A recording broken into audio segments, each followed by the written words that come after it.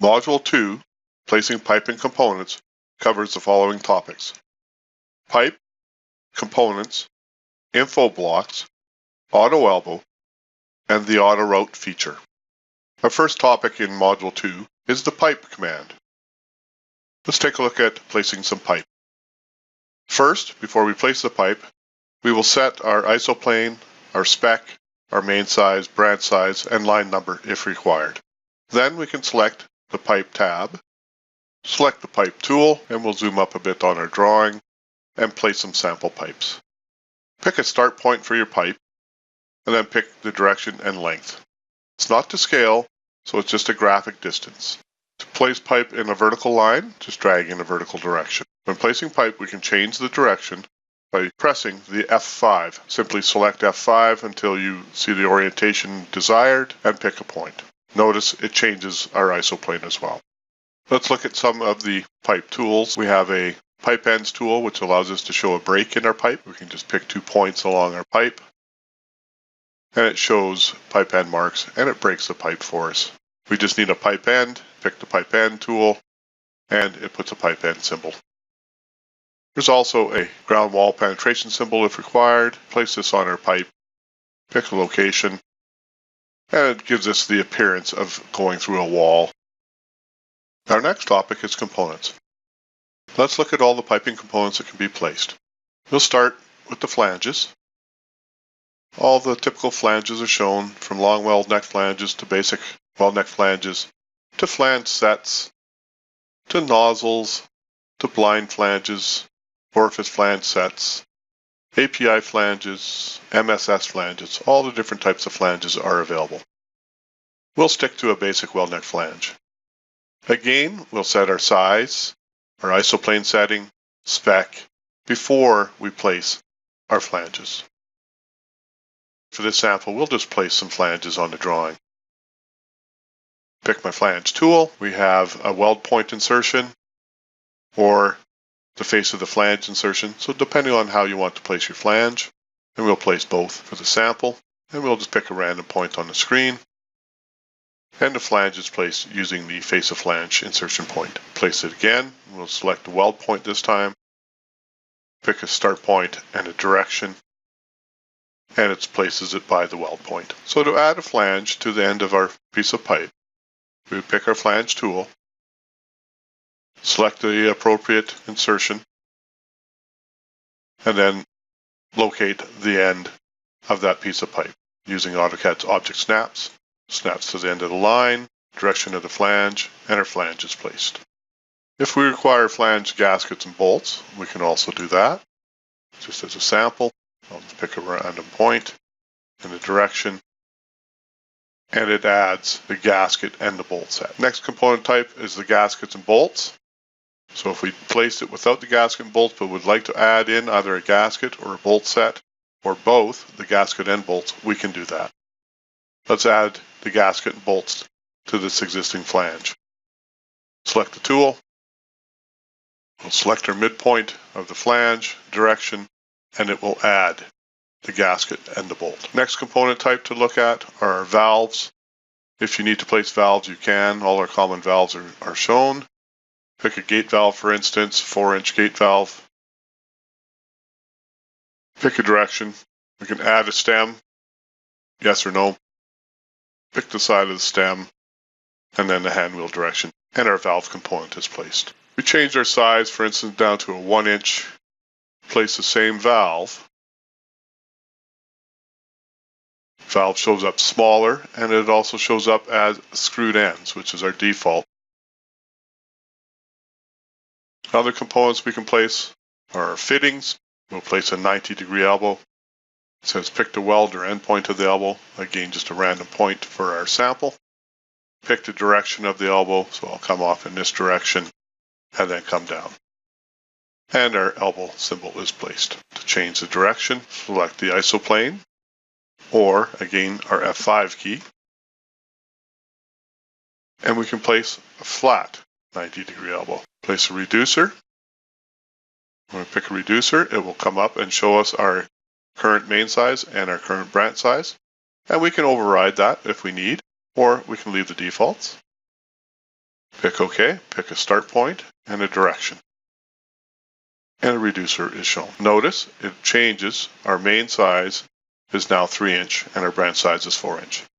So it is intuitive that it will change it and assume that you're going to place a fitting off of the 3" side.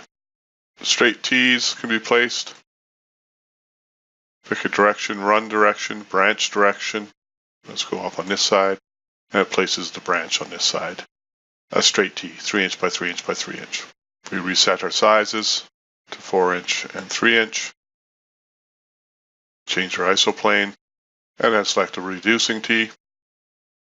It shows us our main size, branch size again, allowing us to change. Select OK. We'll let the main run, so we'll just go in the same direction. This time I'll go up, and our branch is now facing up. Under our miscellaneous fittings, let's change our size back to that 1" for some smaller fittings, and we can place a union. And it shows a union symbol. Caps and plugs. Change by F5. Put a plug at the end of our valve, and it puts in a plug symbol. Our next topic is info blocks. From time to time, we need to find information about an existing component that has been placed. There are 3 ways to do this. The easiest way, simply place your cursor over the component and a quick description appears. Any component you place your cursor over shows you information about that component. So we can quickly find out information about size or the type of component. The second way is to select our Settings tab and then the Component Info tool. Select our component, I'll pick our piece of pipe, and it brings up the material data list showing you basic information about that component. We can select our flange, and it gives us information about our flange. We can select our valve. It gives us information about the valve. The last way is to select the Change tab and the Dynamic Attribute Edits tool. This is a very comprehensive tool, which gives even more information about the component, including the component name, which allows us to see where the data files are for the actual component. Very useful for when changes are needed to be made to the components. This has more information, has all of the attributes for our component. We are allowed to make changes here, but it is advised not to. You should use the spec generator to make changes to a component. Our next topic is AutoElbow. AutoElbow allows us to automate the piping placement by allowing us to place elbows or elbows in pipe. Before we can use the routine though, we must first set a routing line. Select the Line Types tab and then select the Pipe Routing Line tool. We'll do a quick sample just by placing a pipe routing line. This just represents the center line of the pipe. We can then go to our Pipe tab and then select the AutoElbow and Pipe tool. 2 options, adding elbows only or elbows and pipe. Let's look at adding elbows only. Select elbows only, click OK. Message shows up saying that it will only place long radius 90-degree elbows. Click OK. Select the routing line, and SpoolCAD places 90-degree elbows at each corner. No pipe is added. Let's take a look at adding elbows and pipe. And I'll do a little more complex pipeline. Go back to our Line Types tab, our pipe routing line starting point. This time I will change, using F5, my isoplane to create a more complex pipeline. This just represents our center line of the pipe. Back to our Pipe tab, our AutoElbow tool. This time we'll add the elbows and pipe. Click OK. We get the 90-degree long radius elbow. Click OK. And select our pipe. It places not only the elbows, but the pipe in between. The last topic in Module 2 is the AutoRoute feature. This automates the pipe and component placement. For this sample, we'll do 2 simple pipe runs, one without the AutoRoute enabled and the other with the AutoRoute enabled. Let's start without.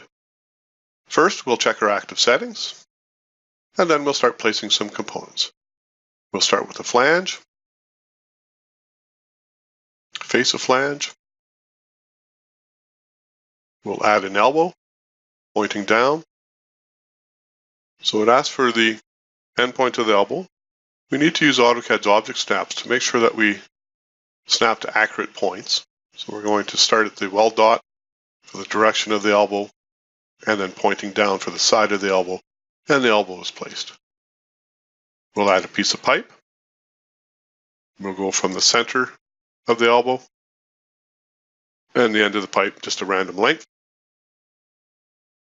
Let's change our isoplane setting. Add another 90-degree elbow. Snap to the end of the elbow for the direction of the elbow, and then the side of the elbow.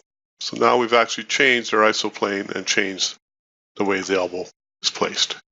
Add a piece of pipe. Again, we'll snap to the center of the weld dot, a random length. Let's look at placing a reducing T. So we'll place a reducing T, 4x3. We'll click OK. We'll pick up the end of the pipe for the run direction and then the branch direction. And our T is placed. Let's finish off this little sample just by placing in a reducer. Place a 4x3 reducer. Pick up the center of the T and then the direction. Fairly straightforward, but you noticed I had to pick a lot of the start points using the AutoCAD object snaps. Endpoint, midpoint, center. What we can do now is turn on the AutoRoute feature to show you how it is automated. So let's repeat this pipe run. First we'll erase this one. We'll reset our values and our isoplane. Let's turn on the AutoRoute feature. So select the AutoRoute feature tab and then enable the AutoRoute. Click it once to turn it on. Two options, use the next fitting inserted or turn it on now. We'll use the next fitting inserted.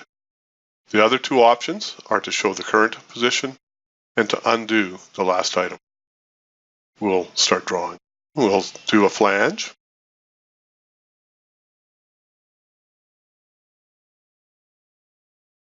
Now we'll select our fittings tab, select our elbow, and automatically it only asks now for the side of the elbow. So now we can just pick down and it automatically picked the direction along the AutoRoute plane. Now I can add a piece of pipe. And I'm just now picking just the random length. So the start point was automated to the end of the elbow. Let's change our isoplane setting. Place another elbow. And again, it's just asking for the side of the elbow. So I just pick in the direction I want the pipe run to run.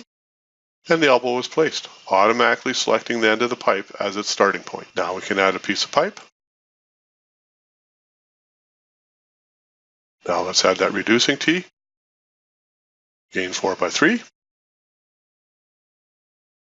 Weld at the main run. So all it's asking for now is the branch. So I just pick my branch side. It automatically places the component. SpoolCAD shows you two arrows, a red arrow and a blue arrow. The red arrow represents the current AutoRoute direction. The blue arrow is the alternate. Select which way you'd like to go. By default, it will select the red. And to show you how this works, let's add a reducer. A 4x3 reducer. Click OK. And it automatically adds it to the end of the T on the main run versus the branch. Notice also that as I place the reducer, it's now changed my main size and branch size automatically, assuming that my next component will come off of the reducer. Let's go back to a flange and finish off this portion of the run. Select weld point, say OK, and it adds the flange to that reducer.